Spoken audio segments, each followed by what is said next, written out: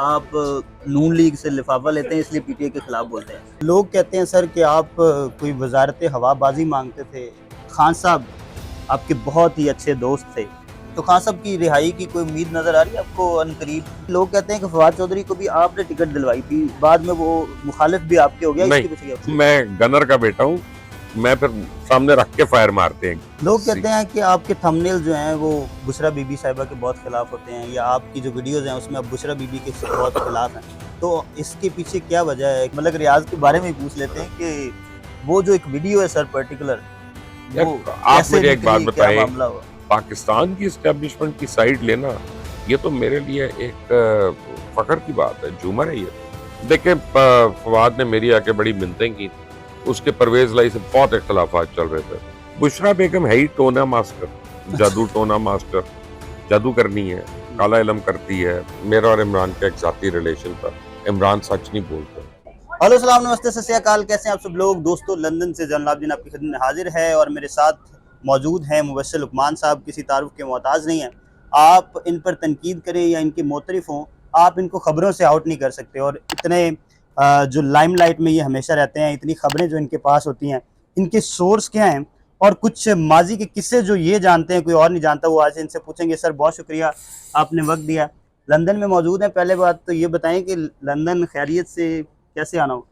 London मेरी बेटी की ग्रेजुएशन थी, उसके लिए मैं आया था कॉलेज में यहाँ पे। अच्छा अच्छा, माशाल्लाह। तो सर मुझे ये बताइएगा कि सियासी सूरत हाल आपको पता है कि पाकिस्तान की वो हमेशा बदलती रहती है, और अभी हम यही डिस्कस कर रहे थे कि 10 मिनट बाद आप वीडियो बनाएं तो पिछला जो कंटेंट है वो डेड हो चुका था। तो आप ये बताएं कि खान साहब आपके बहुत ही अच्छे दोस्त थे, तो पहली क्या जो है वो उन्होंने क्लिक बाइट कौन सी हुई जहाँ से इख्तलाफात पैदा हुए? क्योंकि लोग जो आपके व्यूअर्स हैं वो, क्योंकि आज मैं सवालात वो करूंगा जो आपके कमेंट सेक्शन में लोग आपसे पूछना चाहते हैं, लेकिन वो आप तक रसाई नहीं है। प्रॉब्लम यह है कि मेरा और इमरान का एक जाती रिलेशन था, बट ठीक है, मैंने उनको सपोर्ट की, उन्होंने भी मुझे सपोर्ट की अपने लेवल पे।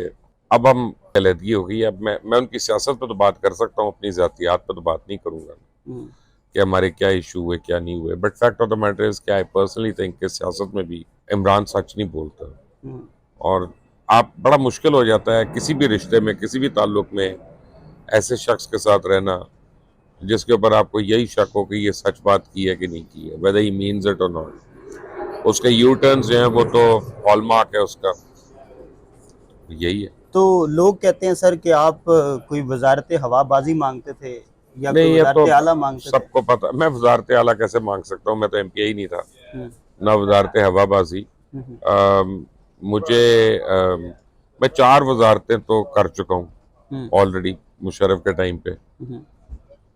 तो और कितनी वजारतें चाहिए? तो ठीक है ना। तो अल्लाह का करम है कि डन इट, बीन देयर।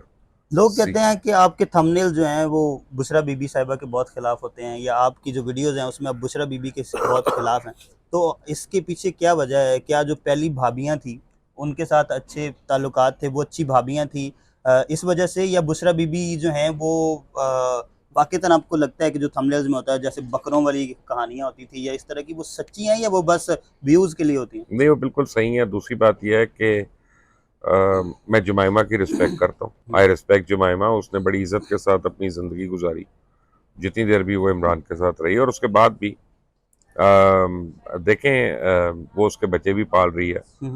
तो एक वाइफ से या एक्स वाइफ से जो आप एक्सपेक्ट करते हैं वो जुमाइमा ने पूरा किया। अरे हाम तो प्लांटेड थी, ऑब्वियसली मैं पहले दिन समझता था, आज भी ये समझता हूँ। बुशरा बेगम है ही टोना मास्टर, जादू टोना मास्टर, जादू करनी है, काला इलम करती है, पूरी दुनिया को पता है। ये मैं कोई नई बात तो कर नहीं रहा। तो मेरा थंबनेल जो है वो रियलिटी बेस्ड होता है। वो ऐसा नहीं है कि मैंने कहा कुछ और है और थंबनेल कुछ और है।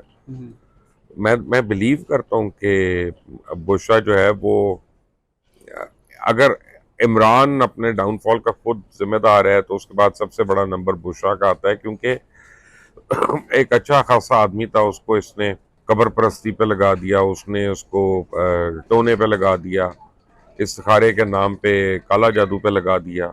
ऐसी कौन सी सर चीज़ लगती है? क्योंकि खान साहब यूके के पढ़े हुए और पाकिस्तान के हर जगह पे जाते हुए, इंटरनेशनल एक्सपोजर उनका, फिर जादू टूने और इस तरह नहीं की यार, बातों पे अपना बिलीव जब कर। आप ज़ईफ़ुल एतक़ाद होते हैं तो आप जहाँ मर्जी के हों उससे फर्क नहीं पड़ता।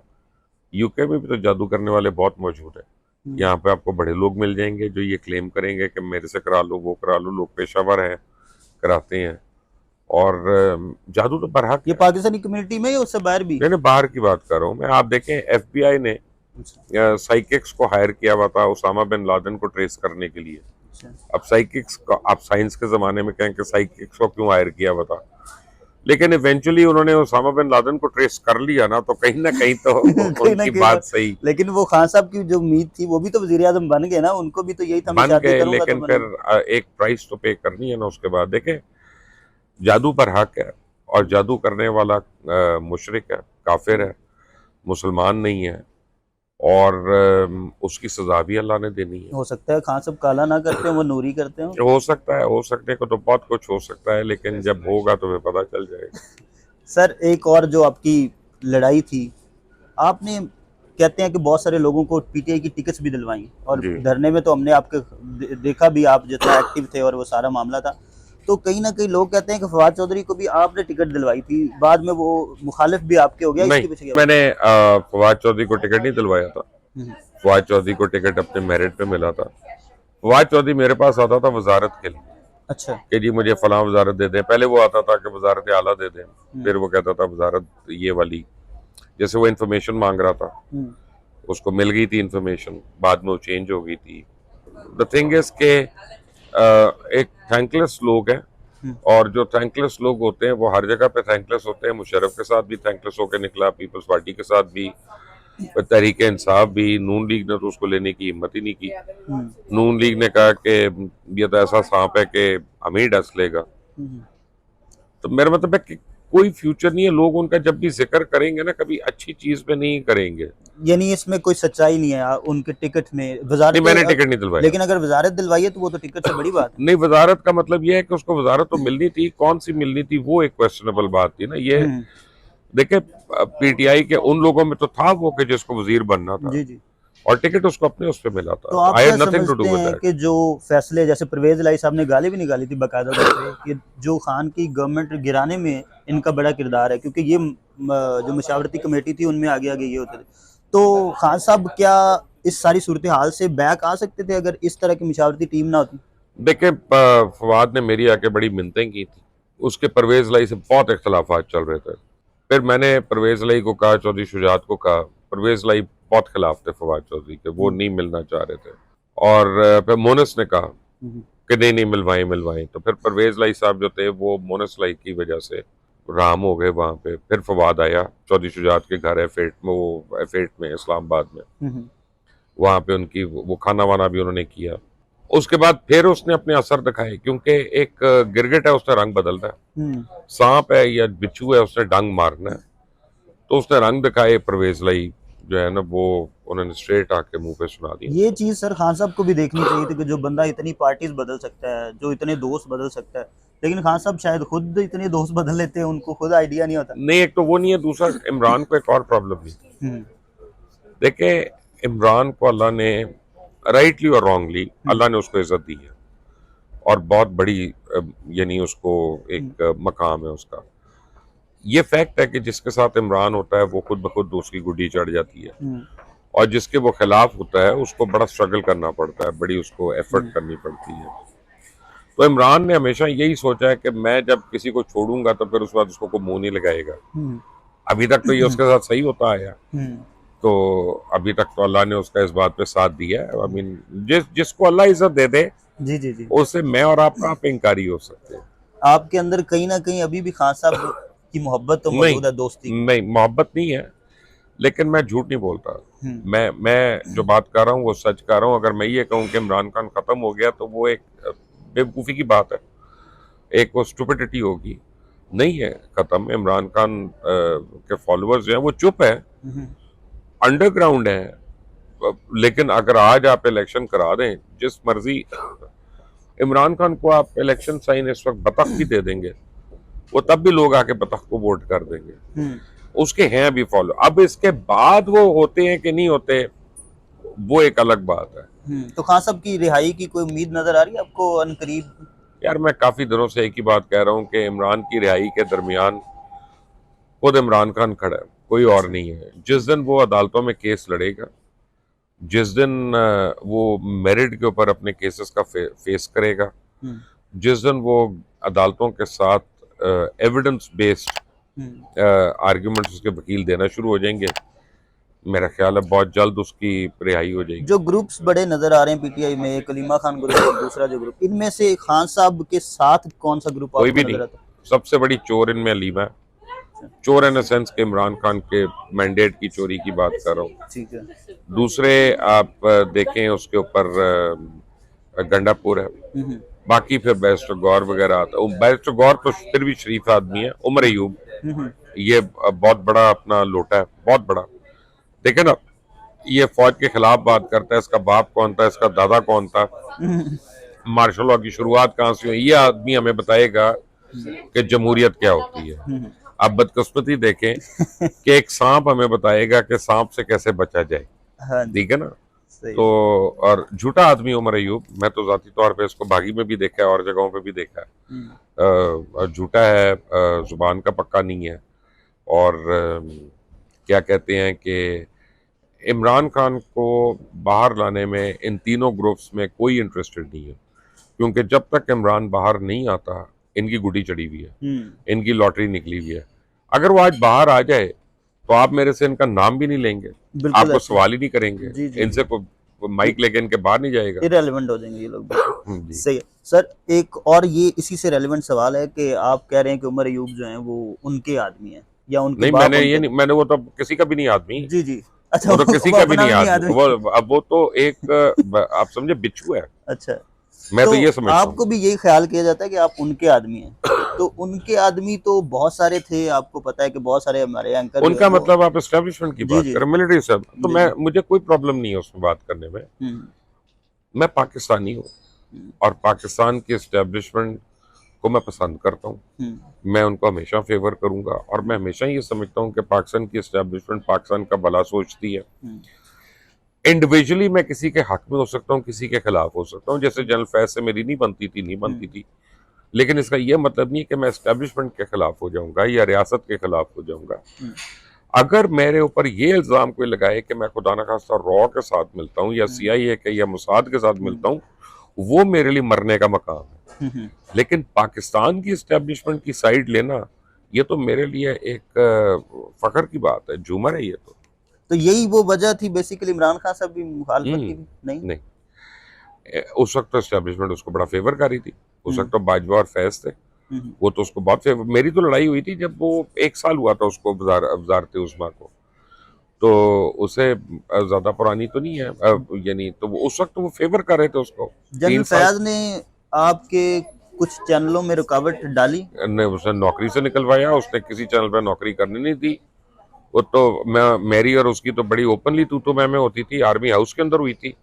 जनरल बाजवा और कुछ और जर्नैल तो उनके सामने हुई थी और हम दोनों ने एक दूसरे को धमकियां दी थी। वो तो उठवा लेते थे, उनका बड़ा खौफ वो था, आपको डर नहीं उठवाते लगता अपना, था? मैं भी फौजी का बच्चा हूँ यार। ऐसी बात है, मैं को सलाम में बैठा हुआ तो नहीं आया ना कि मुझे उठवा लेते अपना। तो मैं गनर का बेटा हूँ, मैं फिर सामने रख के फायर मारते हैं गनर्स जो होते हैं। लेकिन सर ये तो होता है ना कि एक एक्टिव DGIS देखें, एक हद तक होती है, कानून से बालातर कोई नहीं होता और कानून से मुबर्रा कोई नहीं होता। DGISI हो या कोई भी हो, जी जी अगर वो जातियात पे उतर आएगा तो उसका इदारा भी उसको सपोर्ट नहीं करेगा।